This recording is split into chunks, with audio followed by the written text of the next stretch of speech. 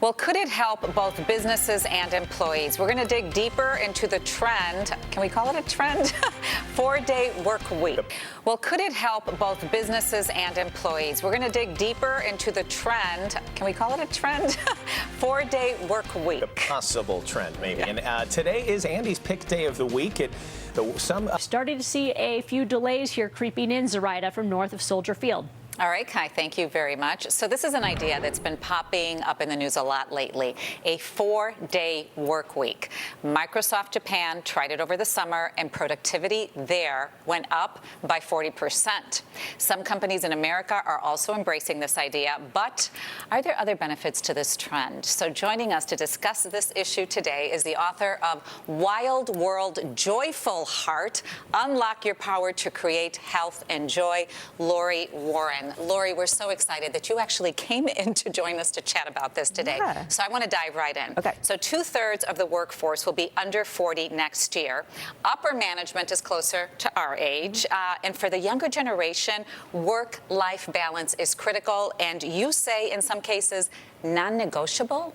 Non-negotiable. Why is it? So, first of all, these generations, what they're most interested in is experience. So that their top priorities in their job life is very different from what yours and mine was and is. And what they've seen statistically is that 50% of millennials have quit a job because of mental health reasons. 75% of Gen Z have done the same. 10% of baby boomers did. So these folks have they're just not willing to compromise their mental well-being and their life balance for a job. So let's talk about this mental health, because you really dig into this in your book. Yeah.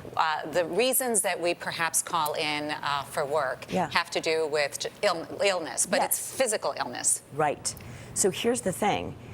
People typically aren't going to call up and say, hi, I'm not coming in today because I'm suffering from a massive panic anxiety attack.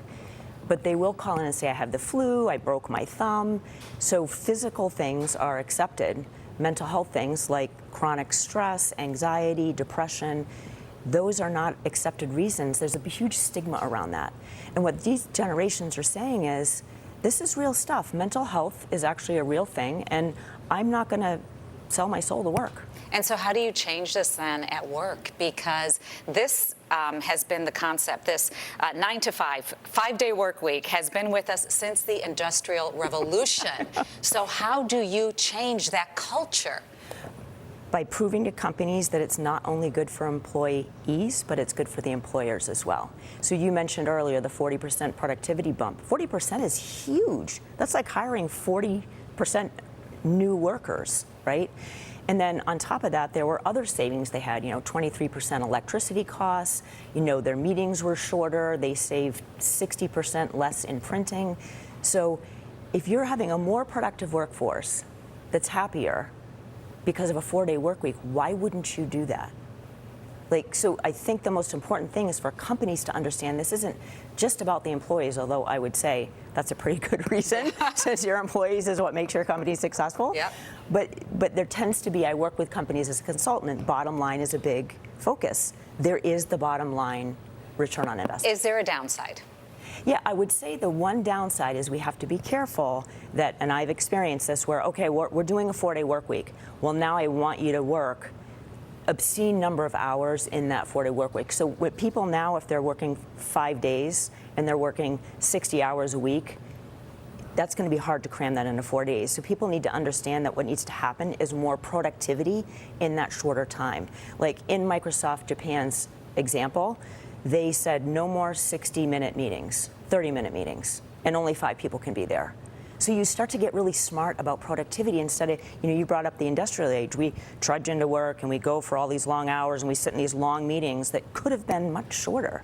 So there's a lot of benefits that can be had, but we have to be careful of that slippery slope. Well, my money is on the millennials. I agree. I think if anybody can make the change here happen culturally, it's them. Thank you so much for coming in, Laurie Warren. I really appreciate your time. Thank you.